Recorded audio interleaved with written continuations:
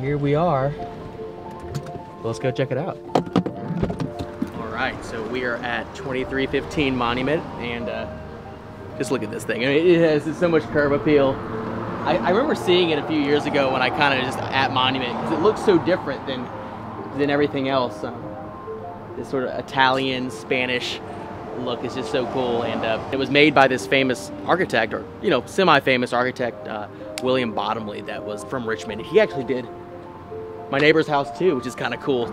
You do not feel like you're on Monument or Richmond, which is again, I think a special thing and just something that drew me to the house. So let's go check out the inside. And as you can see, there's really no front door, but it opens out to this really cool kind of front courtyard, and you can even drive your car right through here. But this is the front door. Super pretty. It's amazing colors, details, the architectural features, the wrought iron. I mean, again, all of this is pretty much original. Opens up to the main courtyard, which we'll see in a second. But yeah, let's go check out the inside.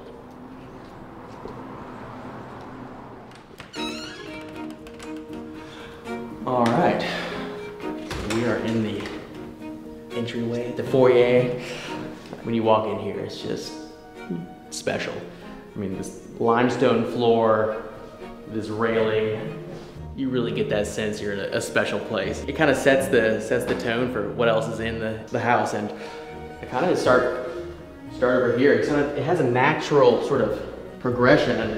This house was made for entertaining, and I think this was the main sitting room where they had people over. I mean, such an amazing room. Details with the hand painted doors. It really is that sort of Spanish Italian feel.